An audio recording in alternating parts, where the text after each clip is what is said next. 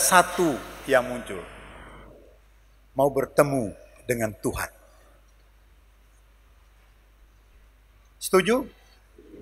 Bapak Ibu, sini adik-adik, anak-anak, ini Marsudurini yang manis-manis, nyanyi dengan semangat, datang mau bertemu dengan Tuhan kah? Ya, bukan? Atau karena ditugaskan untuk nyanyi, kor pagi hari ini.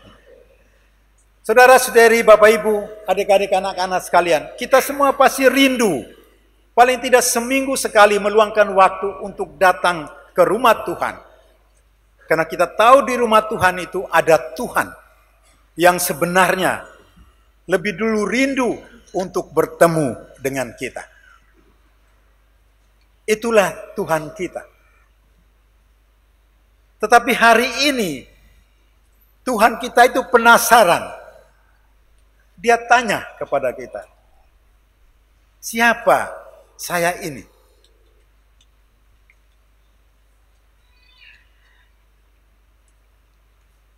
Bapak Ibu, sejak kita dibaptis, kita menyebut diri pengikut Kristus. Saya sudah tahu berapa puluh tahun, ada yang mungkin sudah 70 tahun, ada yang mungkin 5 tahun, ada yang 10 tahun. Pasti relatif sekian lama kita bertemu dengan Yesus. Pertanyaannya, siapa Yesus itu untuk Anda?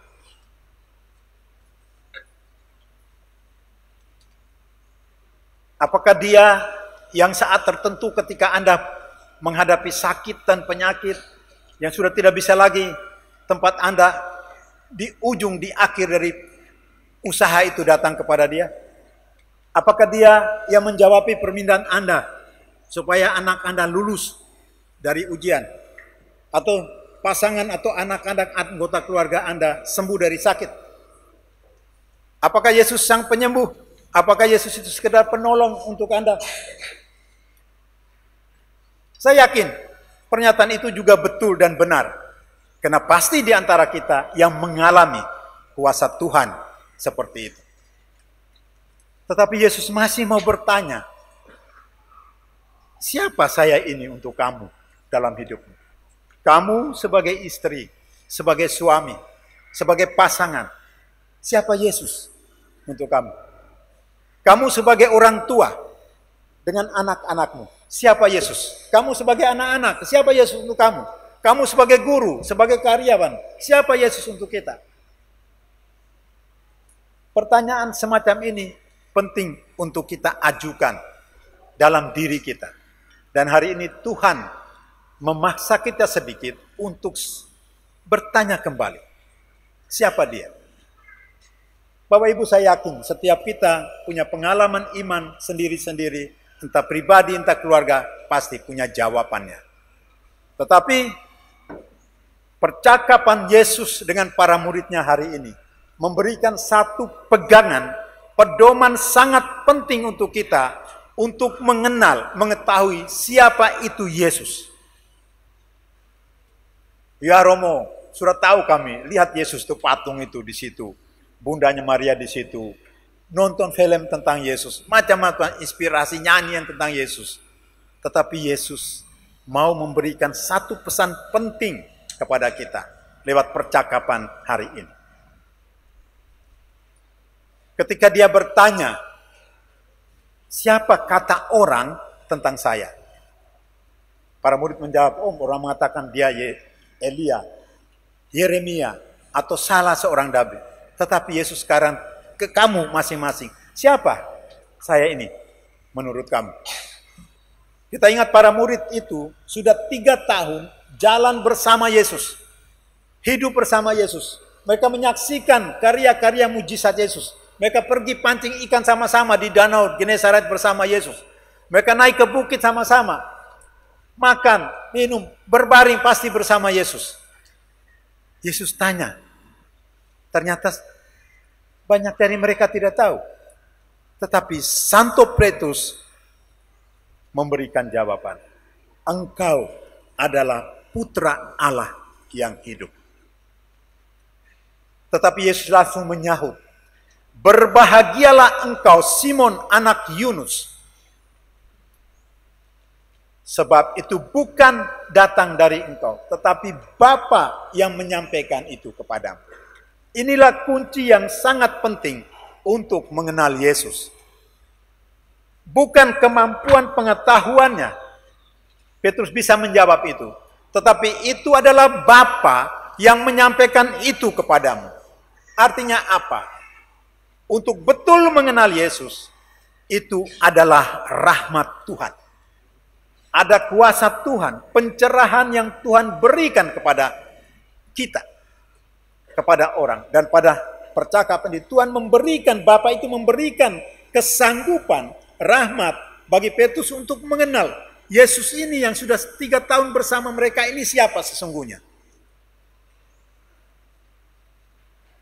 Tapi Bapak Ibu, kadang-kadang kita berusaha ngomong.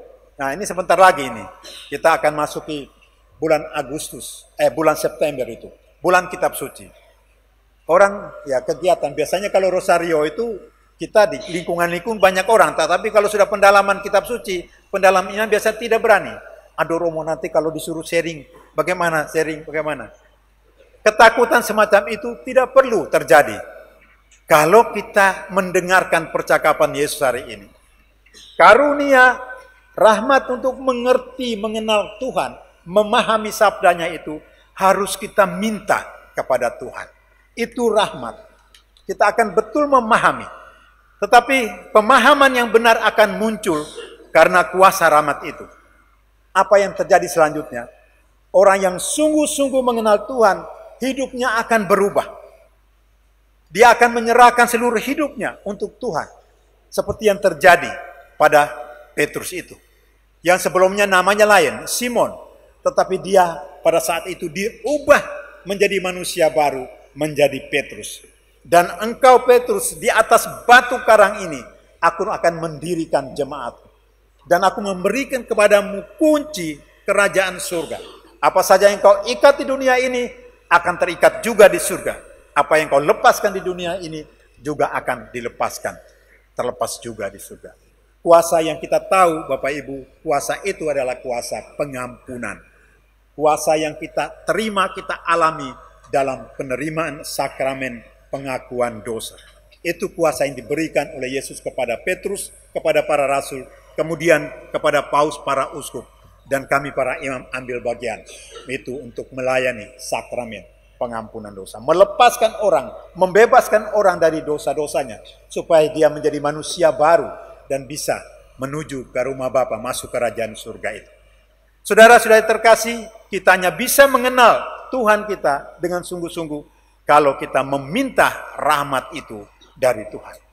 Hanya Tuhan yang mampu memberi kita pencerahan, kesanggupan untuk mengerti.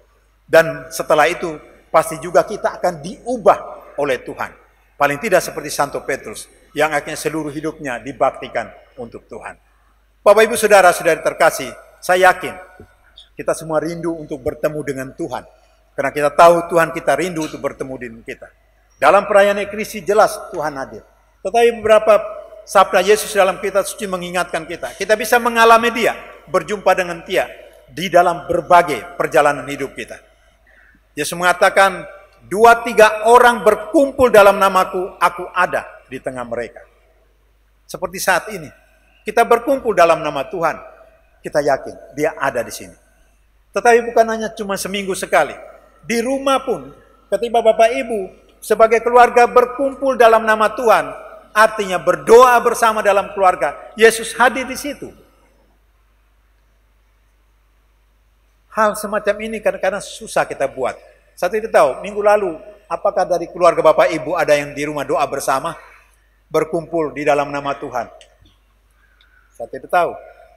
Coba Bapak Ibu buat minggu di berikut ini. Dengan pikiran, dengan inspirasi firman Tuhan tadi. Buatlah, undang Tuhan untuk hadir dalam keluargamu. Dan keluarga kita akan menjadi lain. Karena kuasanya, berkatnya akan ada di tengah kita. Yesus juga katakan, kita tidak perlu bertemu dengan Yesus hanya di gereja. Yesus katakan dalam pengadilan terakhir, apapun yang kau lakukan kepada saudaraku yang paling hina ini, engkau lakukan bagiku. Jadi setiap saat sebenarnya dalam hidup kita bisa mengalami perjumpaan dengan Tuhan. Dan itu hanya terjadi ketika kita mendapat rahmat dari Tuhan.